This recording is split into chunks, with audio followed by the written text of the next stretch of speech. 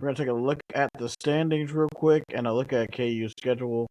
Um, as you see, there is a log jam right now for second place. There's one, two, three, a four-way tie for second place right now in the Big 12.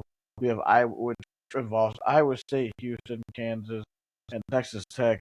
Iowa State and Texas Tech play each other on Saturday. We'll be breaking that down later. But to end the season, this is what KU's looks like. KU has the Arizona trip at Arizona. They play at 3 p.m. on Saturday on ESPN, and then at Arizona State. And then we'll just go through each team, what each team has. Iowa State has Texas Tech at Arizona and Arizona State at home. Texas Tech has aforementioned Iowa State. Tech has but they at Iowa State, TCU, and at BYU. And then Houston has is Houston. I'm trying to think. Colorado, Baylor, and at Oklahoma State. So I mean, this is kind of like the race to the finish for all these teams. Arizona pretty much has the Big 12 regular season title on lock, unless Iowa State can go in there and beat Arizona and Tucson. I would like to say that, but we'll talk about it a little later. But just that logjam for second place is ridiculous because they're all vying to get that double bye, because I think that's going to be huge for your success in Kansas City. Yes, for sure. No, like if you're gonna be the one that's so irritated. Like you're gonna be irritated if you're that fifth place team and you got to play on Wednesday. It sort of messes up, especially if you're not like one of the main three, like Iowa State or Kansas State.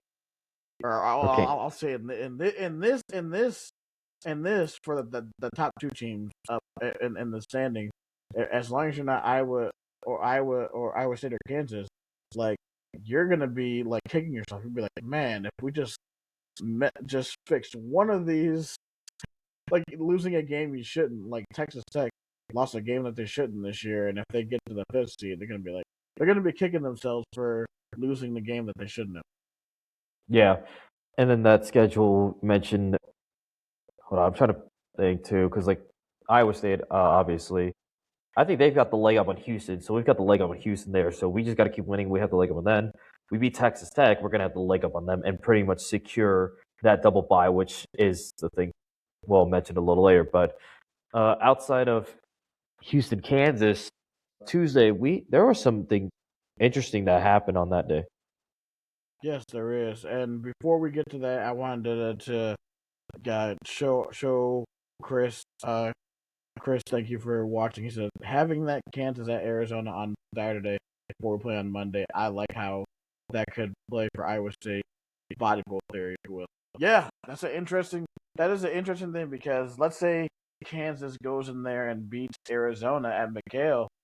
And then Iowa State does what they do.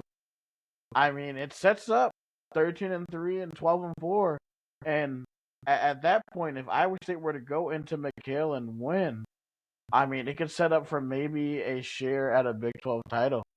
So I mean, I think if you're still looking at that sense, we are going to be the biggest Kansas fans this weekend.